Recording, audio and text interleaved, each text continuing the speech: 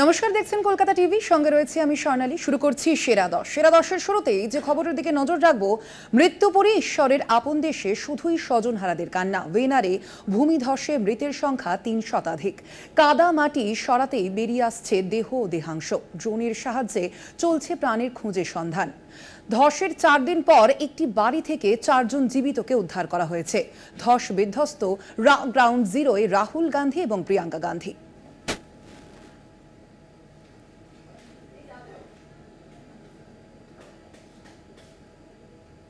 হচ্ছে মৃত্যু মিছিল। উদ্ধার কাজ যতই এগোচ্ছে ততই বেড়ে চলেছে স্বজনহারাদের হাহাকার। কেরলের স্বাস্থ্যমন্ত্রীর বয়ান অনুযায়ী মৃতের সংখ্যা ৩ শতাধিক। এর মধ্যে প্রায় ২০০-র মতো দেহ উদ্ধার হয়েছে, বাকি সবই দেহাংশ। মাটি কাটার যন্ত্র দিয়ে নরম কাদামাটি কাটতেই বেরিয়ে পড়ছে দেহ আর দেহাংশ। কার্যত এখন মৃত্যুপুরী ছবির মতো সাজানো। পর্যটকদের প্রিয় ওয়েনার এখনো সেখানে নিখোঁজ ২০০। ধ্বংসস্তূপে কারোর বেঁচে থাকার আশা নেই বলে আশঙ্কা প্রকাশ করেছেন কেরলের মুখ্যমন্ত্রী পিনারাই বিজয়ন। তবুও প্রাণের আশায় যুদ্ধকালীন তৎপরতায় চলছে উদ্ধার কাজ। এই অবস্থায় ধসের 4 দিন পর চূড়ামালা থেকে 3 কিলোমিটার দূরে একটি বাড়ি থেকে জীবিত 4 জনকে উদ্ধার করা হয়েছে। এদিন ড্রোন র্যাডারের সাহায্যে চলছে উদ্ধার কাজ। দিল্লি থেকে অত্যাধুনিক ড্রোন নির্ভর র্যাডার ব্যবহার করা হচ্ছে। প্রাণের খোঁজে ঘুরছে স্নিফার ডগ। পশ্চিমঘাট পর্বতমালার জঙ্গল ঘেরা কয়েকটি গ্রাম নিশ্চিহ্ন হয়ে গিয়েছে।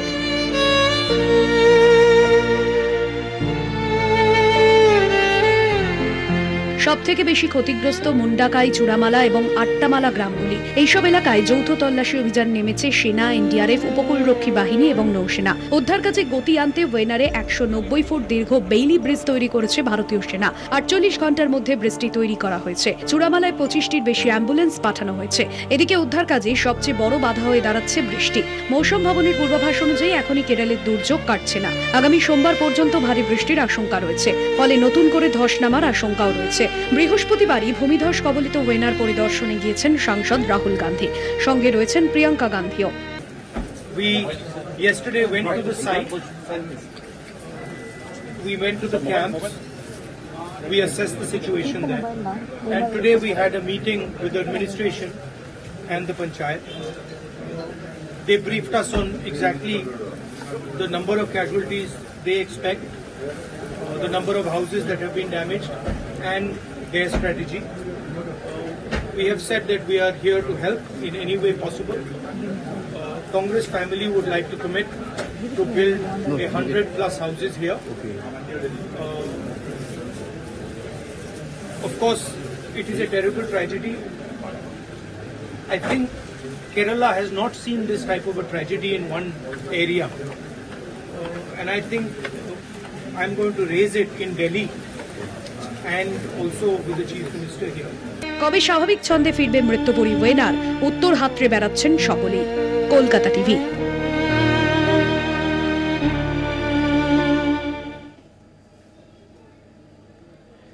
মেঘভাঙা বৃষ্টিতে বিপর্যস্ত হিমাচল প্রদেশ ও উত্তরাখণ্ড। মৃত্যু হয়েছে অনেকেরই। দুর্যোগের জেরে উদ্ধার কাজে বাধা। কেদারনাথের পথে আটকে পড়া হাজারেরও বেশি পুণ্যার্থীদের উদ্ধার করা হয়েছে। 3 দিনের জন্য স্থগিত কেদারনাথ যাত্রা। এরই মাঝে ভূমিকম্পে কেঁপে উঠল হিমাচলের রাহুল স্পিত উপত্যকা। উত্তর থেকে দক্ষিণ দুর্যোগের করাল ছায়া দেশ জুড়ে। কেরলের ভূমিধসের হাহাকারের পাশাপাশি মেঘভাঙা বৃষ্টিতে যন্ত্রণার ছবি উত্তরাখণ্ড, হিমাচল প্রদেশেও। মেঘভাঙা বৃষ্টির জেরে বানভাসী হিমাচল প্রদেশের 4 জেলা। এই ধাক্কা সামলে ওঠার আগেই ভূমিকম্পে কেঁপে উঠল হিমাচলের লাহুল স্পিতি উপত্যকা। রিক্টার স্কেলে মধ্যম মানের ভূমিকম্পের তীব্রতা ছিল 3.2। এদিকে মেঘভাঙা বৃষ্টিতে হিমাচল প্রদেশ ও উত্তরাখণ্ডের অবস্থা ভয়াবহ। অনেকের মৃত্যু হয়েছে, নিখোঁজ অনেকে। দুর্যোগের জেরে আটকে পড়াদের উদ্ধারের ক্ষেত্রে বড় বাধা খারাপ আবহাওয়া। উদ্ধার কাজে বারবার ব্যাঘাত ঘটছে। একযোগে উদ্ধার কাজ চালাচ্ছে এনডিআরএফ, এসডিআরএফ, আইটিবিপির পাশাপাশি সেনা জওয়ানরা। হিমাচলের সিমলা, কুলু, মানালির অবস্থা খারাপ। ভেসে গিয়েছে বহু বাড়ি। রাজ্যের 3টি জাতীয় সড়কের পাশাপাশি বন্ধ রয়েছে আরও 450টি রাস্তা। নদীর জলে ভেসে গিয়েছে বেশিরভাগ রাস্তাই। আগামী 24 ঘন্টা রাজ্যে লাল সতর্কতা জারি করা হয়েছে। উত্তরাখণ্ডের 12টি জেলায় হলুদ সতর্কতা জারি করা হয়েছে। রাজ্যের উত্তরকাশীতে জারি করা হয়েছে কমলা সতর্কতা। কেদারনাথের পথে বিভিন্ন জায়গায় রাস্তায় ধস নামায় 3 দিনের জন্য স্থগিত করে দেওয়া হয়েছে কেদারনাথ যাত্রা। 2000-এর বেশি আটকে পড়া তীর্থযাত্রীদের উদ্ধার করা সম্ভব হয়েছে, যদিও আরো অনেক পুণ্যার্থী আটকে রয়েছেন। আটকে পড়াদের খুঁজে চলছে উদ্ধার কাজ। এদিকে মৌসুম ভবনের তরফে আরো বৃষ্টির পূর্বাভাস দেওয়ায় আতঙ্কে 2 রাজ্যের বাসিন্দারা। কলকাতা টিভি। এবার নজর রাখবো হাওড়ার দিকে। হাওড়ায় বিদ্যুৎস্পৃষ্ট হয়ে মৃত্যু ছাত্রের। বিদ্যুৎস্পৃষ্ট হয়ে মৃত্যু 22 বছরের পৌরভী দাসের। হাওড়ার ভৈরব ঘটক লেনের ঘটনা এটি। অনুমান করা হচ্ছে বাড়ির সামনে জমা জলে বিদ্যুতের তার থেকে এই দুর্ঘটনা। নির্মীয়মান বাড়ির বিদ্যুতের তারে তড়িদাহত হওয়ার ঘটনায় কাঠগড়ায় প্রমোটার। জমা জলে বিদ্যুতের ছোবলে মৃত্যু, ফি বর্ষার করুণ পরিণতি। একের পর এক মৃত্যুর পরও প্রশাসনের হুঁশ যে ফেরেনি তা চোখে আঙুল দিয়ে দেখিয়ে দিল হাওড়ার মালি পাঁচঘরার ভৈরব ঘটক লেনের বাসিন্দা পৌরবী দাসের মৃত্যু। স্থানীয় সূত্র খবর, বৃহস্পতিবার রাতে রাস্তায় বেরিয়েছিলেন বছর 22-এর কলেজ পড়ুয়া পৌরবী। হাতে ছিল ছাতা। এলাকার নির্মীয়মান বাড়ির ঝুলন্ত বিদ্যুতের তার ছাতার সংস্পর্শে আসায় তড়িদাহত হন পৌরবী। উল্টো দিকের দোকানেই ছিলেন তরুণীর বাবা। ছুটে মেয়েকে বাঁচাতে গিয়ে বিদ্যুৎস্পৃষ্ট হন তিনিও। রাস্তায় ছিটকে পড়ার আগে দিদির সাবধানবাণী শুনে বিপদ থেকে বাঁচেন পৌরবীর বোন। পৌরবীর বিদ্যুৎস্পৃষ্ট হওয়ার পর স্থানীয়রা তড়িঘড়ি খবর দেন সিইএসসিতে। বন্ধ করা হয় এলাকার বিদ্যুৎ সংযোগও, কিন্তু ততক্ষণে হাসপাতালে নিয়ে যাওয়া হলে তরুণীকে মৃত বলে ঘোষণা করেছে হাসপাতাল কর্তৃপক্ষ। নির্মীয়মান বাড়ির বিদ্যুতের তারে তড়িদাহত হওয়ার ঘটনায় কাঠগড়ায় প্রমোটার। মেধাবী ছাত্রী ছিলেন পৌরবী। এমএসসি দ্বিতীয় বর্ষের ছাত্রীর এমন মর্মান্তিক মৃত্যু মেনে নিতে পারছেন না প্রতিবেশীরা। শান্ত শিষ্ট পৌরবীর মৃত্যুতে সিইএসসির বিরুদ্ধে ফুঁসছে এলাকাবাসী। হাওড়া থেকে জগন্নাথ সামন্ত রিপোর্ট, কলকাতা টিভি।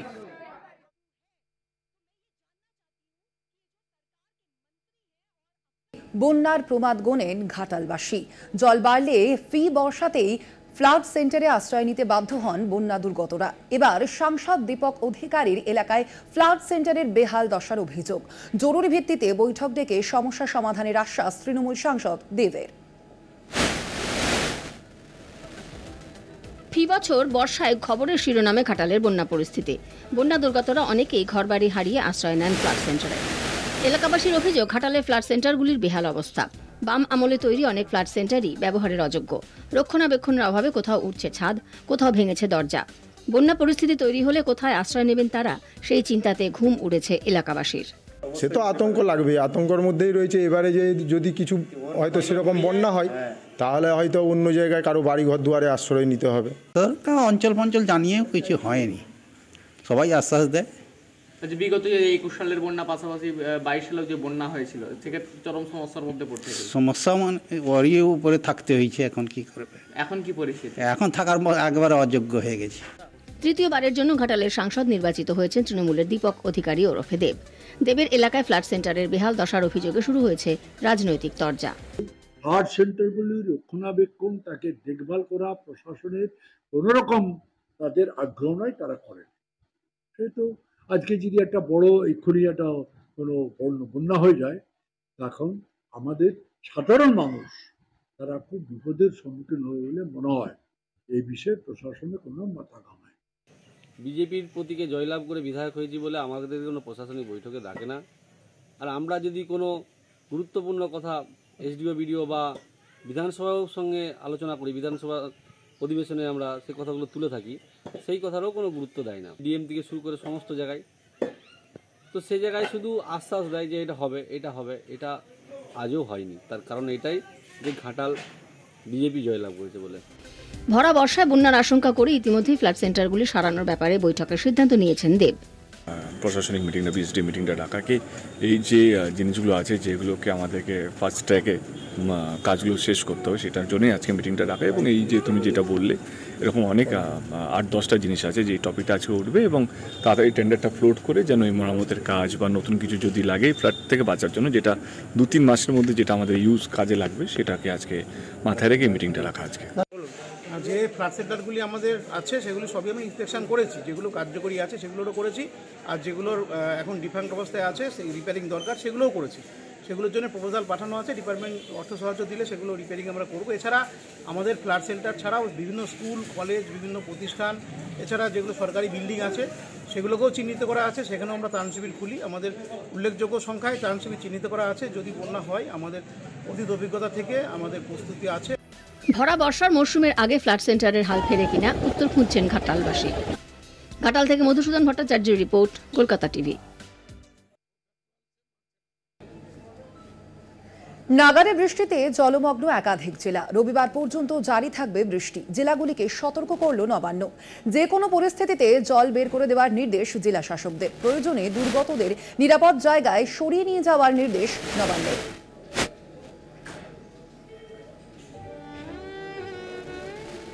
একটানা বৃষ্টিতে বিপর্যস্ত বাংলা, যার জেরে এবার জেলাগুলিকে সতর্ক করল নবান্ন। সমস্ত জেলার জেলাশাসকদের সব রকম প্রস্তুতি নেওয়ার নির্দেশ নবান্নের। জল জমলে সঙ্গে সঙ্গে তা বের করার জন্য পাম্পের ব্যবহার করার নির্দেশ। বিভিন্ন ব্যারেজ থেকে কত জল ছাড়া হচ্ছে প্রতিনিয়ত নবান্নকে তাঁর রিপোর্ট দেওয়ার নির্দেশ। প্রয়োজনে সংশ্লিষ্ট এলাকার বাসিন্দাদের নিরাপদ স্থানে সরানোর নির্দেশ দেওয়া হয়েছে নবান্নের তরফে। জলমগ্ন এলাকায় গিয়ে সরেজমিনে পরিস্থিতি খতিয়ে দেখার নির্দেশ দিয়েছে নবান্ন। গাঙ্গেয় পশ্চিমবঙ্গের ওপর আরও সক্রিয় ঘূর্ণাবর্ত। সকাল থেকেই উপকূলীয় এলাকায় ঝোড়ো হাওয়া, কালো মেঘে ঢেকে রয়েছে আকাশ। উত্তাল রয়েছে সমুদ্র ও নদী। নদী ও সমুদ্রের জলস্তর যথেষ্ট বেড়েছে। জলোচ্ছ্বাসের জেরে সাগর তট জুড়ে ভাঙন। খারাপ আবহাওয়ার কারণে মাঝ সমুদ্রে আটকে পড়েছে মৎস্যজীবীদের ট্রলার। গত দুদিনের টানা বৃষ্টিতে সোনামুখীতে বিঘার পর বিঘার সবজির জমি জলের তলায়। ইন্দাসে গৃহস্থের ঘরের ভেতরে 1 হাঁটু জল। আতঙ্কে সাধারণ মানুষ। সোনামুখী ব্লকের রাধামোহনপুর গ্রাম পঞ্চায়েতের নিত্যানন্দপুর, রাধামোহনপুর সহ বিভিন্ন এলাকায় বৃষ্টির জলে নাকাল এলাকাবাসীর। বিঘার পর বিঘা ধান ও সবজি জলের তলায় চলে যাওয়ায় মাথায় হাত চাষিদের।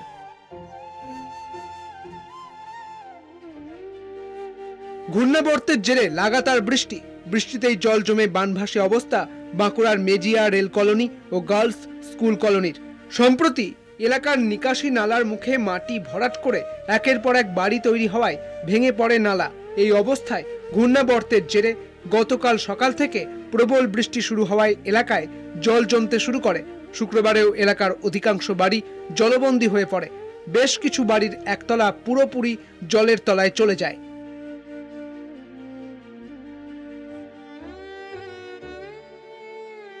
একটানা বৃষ্টিতে ধস অন্ডালের কলিয়ারি এলাকায়।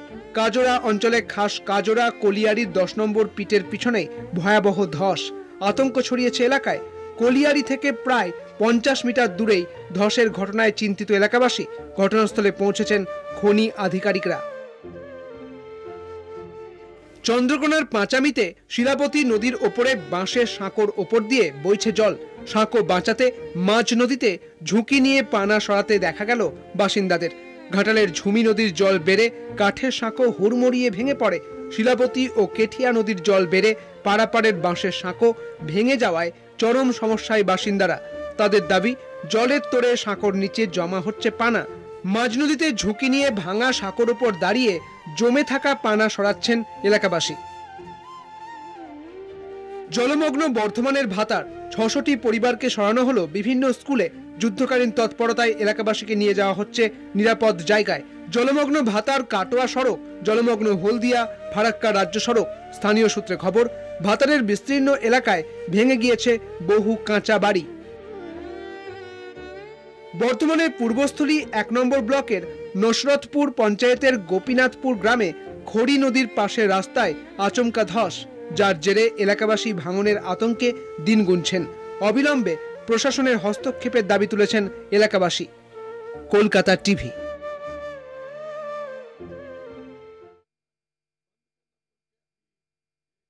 30 সেকেন্ডের ঝড়ে তছনছ স্বরূপনগরের একাধিক এলাকা এবং যেমনটা জানা যাচ্ছে ইতিমধ্যেই বেশ কিছু জমির ফসল তার নষ্ট হয়েছে। জানা যাচ্ছে 50 বিঘা জমির ফসল নষ্ট হয়েছে 30 সেকেন্ডের এই ঝড়ে।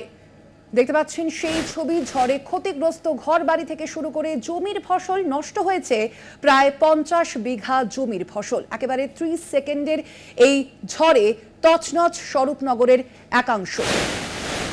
দেখতে পাচ্ছেন সেই ছবি, 30 সেকেন্ডের ঝড়ে তছনছ স্বরূপনগর। কথা বলবো, ফোন লাইনে রয়েছেন আমাদের প্রতিনিধি সঞ্জিত চক্রবর্তী। সঞ্জিত, কি জানা যাচ্ছে, এখনো পর্যন্ত কি খবর রয়েছে? উত্তর 24 পরগনার যে স্বরূপনগর থানার ভারত বাংলাদেশ সীমান্তের যে তরুণীপুর গ্রাম, সেখানে প্রায় 30 সেকেন্ডের এই টর্নেডো ঝড়ে একেবারে গোটা গ্রাম লণ্ডভণ্ড হয়ে গেছে। প্রায় 40 থেকে 50টা বাড়ি ক্ষতিগ্রস্ত হয়েছে। পাশাপাশি যে জমির ফসল, বিশেষ করে যে বর্ষাকালীন যে সবজি, পটল, কাঁকরোল, উচ্ছে, ক্ষেত একেবারে পুরো তছনছ করে দিয়েছে। এছাড়াও বেশ কিছু ধানের জমি নষ্ট হয়েছে, পাট নষ্ট হয়েছে। এই 30 সেকেন্ডের ঝড় যেটা স্থানীয় বাসিন্দারা অর্থাৎ যেটা ক্ষতিগ্রস্ত মানুষ তারা জানাচ্ছেন, হঠাৎ একটি বিকট শব্দ হয় এবং সেই শব্দের পরে এক টর্নেডো, একটা ভয়ঙ্কর 30 সেকেন্ডের টর্নেডো এসে পুরো যায় সীমান্তর গ্রামে, অর্থাৎ পুরো এলাকাটা তছনছ করে দিয়েছে। এই ঘটনার জেরে ঘটনাস্থলে যেমন প্রশাসনিক কর্তা অর্থাৎ গোবিন্দপুর গ্রাম পঞ্চায়েতের প্রধান সহ একাধিক নেতৃত্ব সেখানে গেছে। পাশাপাশি পুরো বিষয়টা ভিডিওতে জানা হয়েছে, স্বরূপনগর ভিডিও এডিএল অর্থাৎ কৃষি দপ্তরকে পুরো বিষয়টা তারা সরেজমিনে খতিয়ে দেখার জন্য গিয়েছে। কিন্তু এখনো বেশ কয়েকজন আহতের খবর পাওয়া যাচ্ছে, অর্থাৎ ঝড়ের এতটাই গতিবেগ ছিল, সেই গতিবেগে টিনের চাল উড়ে গিয়ে এক টিনের চাল অন্য বাড়িতে গিয়ে পড়ে।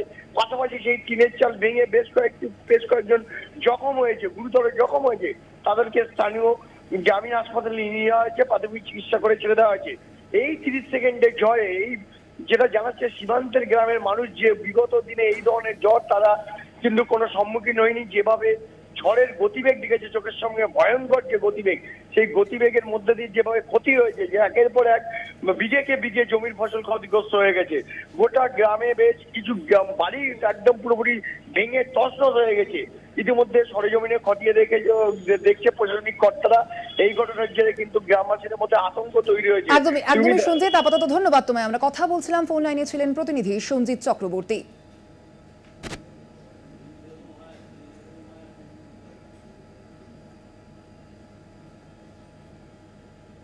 আসছে পরবর্তী খবরে। মূল্যবৃদ্ধির আছে তপ্ত বিধানসভা, অধিবেশনে সরকার বিরোধী বিধায়কদের বচসা। মুখ্যমন্ত্রীর বক্তব্যের সময় বিজেপি বিধায়কদের বক্তব্য, বিধানসভা থেকে ওয়াকআউট বিজেপি।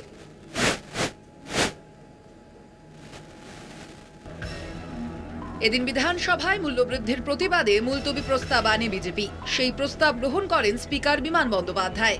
এরপর বিজেপির হয়ে বক্তব্য রাখেন পুরুলিয়ার বিধায়ক নরহরি মাহাতো। জবাবে তৃণমূলের হয়ে বলেন পরিষদীয় মন্ত্রী শোভনদেব চট্টোপাধ্যায়। তারপরেই গোলমাল শুরু হয়। পরিষদীয় মন্ত্রীর উত্তরে সন্তুষ্ট হতে পারেনি বিরোধী বেঞ্চ। অধিবেশন থেকে ওয়াকআউট করেন শুভেন্দুরা। খাবোটা কি? আলুর যদি 50-এর ওপর দাম হয়, 40-এর ওপর দাম হয়, খাবোটা কি? মুখ্যমন্ত্রী নাটক করে যাচ্ছেন, আপনাদেরকে নিয়ে প্রেস কনফারেন্স করছেন, কিন্তু কাজের কাজ কিছু হয় না। আই বস, হকার তোলো, হকার তোলো, হকার তোলো, কাঁচকলা হকার উঠেছে। সেরকম বাজারের সবজির দাম কমাও, কমাও, কমাও, সবাই যাও দেখো কি হচ্ছে, কাঁচকলা। বিজেপির এই বিক্ষোভকে নাটক বলে পাল্টা কটাক্ষ তৃণমূল মুখপাত্র শান্তনু সেনের। বাংলা বিদ্বেষী বিজেপি বাংলার মানুষের রায়ে শোচনীয়ভাবে পরাজিত হওয়ার পর রাজনৈতিক প্রাসঙ্গিকতা হারিয়েছে, তার মধ্যে তাদের গোষ্ঠীদ্বন্দ্ব চরমে গেছে। সেই জায়গায় দাঁড়িয়ে মাঝে মাঝে এই ধরনের নাটক করে মিডিয়ার দৃষ্টি আকর্ষণ করতে চাইছে, রাজনীতিতে প্রাসঙ্গিক হওয়ার চেষ্টা করছে। তারা খুব ভালো মতোই জানে যে নিত্য প্রয়োজনীয় দ্রব্য মূল্য বৃদ্ধির যে অন্যতম কারণ সেটা হচ্ছে কেন্দ্রীয় সরকারের ব্যর্থতা, পেট্রোল ডিজেলের দাম বাড়া। মমতা বন্দ্যোপাধ্যায় মানবিক দৃষ্টিভঙ্গি নিয়ে পদক্ষেপ নিয়েছেন বলেই টাস্কফোর্সের সক্রিয় তৎপরতায় এবং উদ্যোগ গ্রহণের মধ্যে দিয়ে জিনিসপত্রের দাম অনেকটা কমতে শুরু করেছে।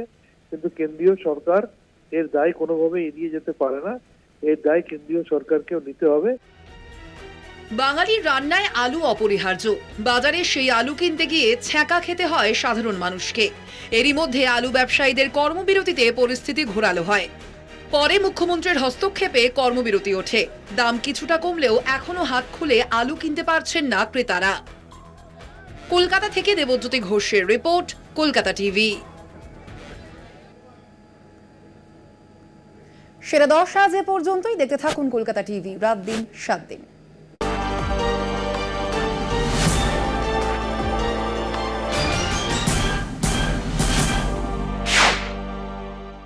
সেরা 10 পাওয়ার বাই